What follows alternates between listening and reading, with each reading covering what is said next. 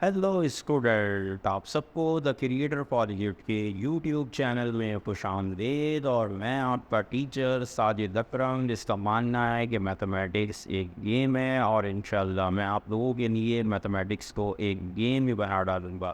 तो जिस तरीके से गेम्स होते हैं, गेम्स के कुछ रूल्स होते हैं और उनको हमें समझना ज़रूरी होता है, उनको हमें फॉलो करना ज़रूरी होता है, बिल्कुल इसी तरह मैथमेटिक्स के भी रूल्स को हमें समझना और फॉलो करना बहुत ज़रूरी है। तभी हम इसको जो है वो गेम समझ कर खेल सकते हैं। तो चलिए फिर आज की वीडियो शुरू करते हैं। और आज की वीडियो में मैं आप लोगों के लिए लेकर आया हूँ कि इक्वल सेट और इक्वलेंट सेट क्या होते हैं। तो अब चलिए फिर शुरू करते हैं आज की वीडियो।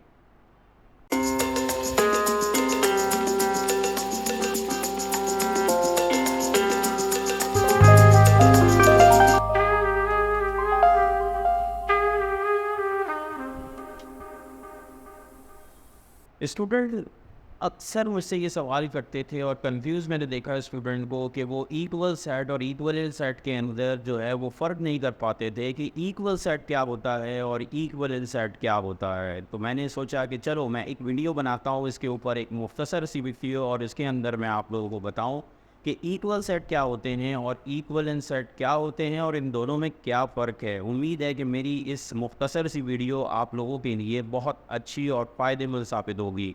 तो बस मैं आप लोगों को ज़्यादा उलझनों में नहीं डालूँगा, बहुत शॉर्ट सी बात करूँगा और शॉर्ट से कॉन्सेप्ट दूँगा जिसको याद रखना आप लोगों के लिए आसान होगा। तो चलें देखते हैं इक्वल सेट और इक्वलेंट सेट क्या होते हैं और इनमें क्या फ़र्क होता है। तो सबसे पहले मैंने आप लोगों के सामने दो सेट सपोज़ कर लिए, लेट कर लिया हमने, सेट ए और सेट बी। ये दो सेट हमारे पास मौजूद हैं।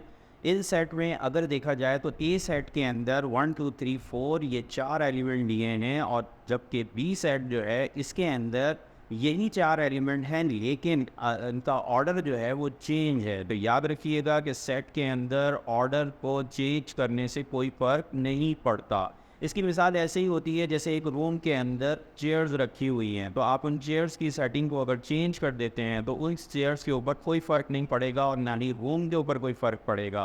बिल्कुल इसी तरह से किसी भी सेट के ऑर्डर को चेंज कर देने से कोई फ़र्क नहीं पड़ता। तो इसका मतलब ये हुआ कि ये जो सेट ए है इसी की हमने ऑर्डर को चेंज करके सेट बी बना दिया है। और अगर हमें दो सेट इस तरह से नज़र आते हैं जिनका ऑर्डर चेंज हो लेकिन नंबर सेम हो, एलिमेंट सेम हो, तो इसका मतलब ये होगा कि ये दोनों सेट्स क्या होंगे, ये दोनों सेट्स इक्वल होंगे। और इसके लिए हम सिंबल इस्तेमाल करेंगे कि A is equal to B.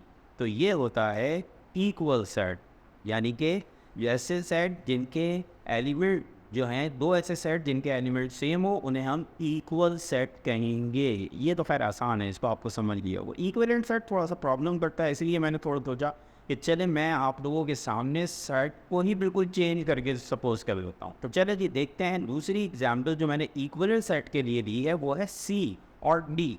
तो सी को आप देख सकते हैं कि सी में मैंने लिए हैं 4 अल्फ़ाबेट्स ABCD, और डी के अंदर लिए हैं मैंने 4 नंबर्स या 4 डिजिट लिए हैं मेरे 1 2 3 4। आप इन दोनों को देख सकते हैं, ये दोनों सेट बिल्कुल मुख्तलिफ हैं। एक में इंग्लिश के लेटर लिए हुए हैं जबकि दूसरे सेट के अंदर नंबर्स हैं। आपको मालूम है लेटर और नंबर्स में क्या फ़र्क है, बिल्कुल अलग अलग होते हैं। ठीक है जी। तो ये दो अलग अलग चीज़ें हैं। ABCD हम इंग्लिश में इस्तेमाल करते हैं, इसकी मदद से हम मुख्तलिफ सेंटेंस बनाते हैं, वर्ड्स बनाते हैं और फिर उससे बड़े बड़े ऐसे और चीज़ें हम लिखते हैं। जबकि नंबर्स का काम क्या होता है, नंबर्स हमारे कैलकुलेशन में काम आती हैं।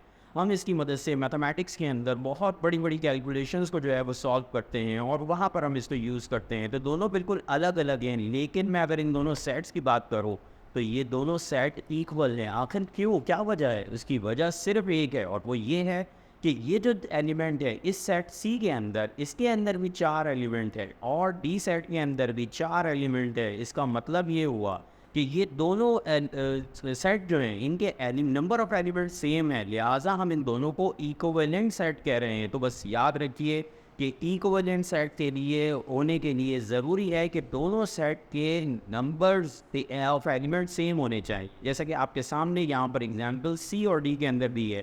इस तरह की हज़ारों करोड़ों अरबों खरबों आप एग्जाम्पल जो हैं वो बना सकते हैं। मुझे उम्मीद है कि आप लोगों को ये समझ में आ गया होगा, और अगर फिर भी कोई मसला हो तो मुझे बताइएगा, मैं इसको कोशिश करूँगा और अच्छी एग्जांपल्स के साथ लाने में। लेकिन मैं आप सबसे ये कहूँगा, थोड़ा-सा सोचते हुए इसको देखिएगा इस चीज़ को, कि बस सिर्फ़ आपने याद क्या रखना है कि ये सेट, ए सेट और बी सेट जो हैं ये इक्वल हैं। क्यों? क्योंकि इनके अंदर एलिमेंट सेम है।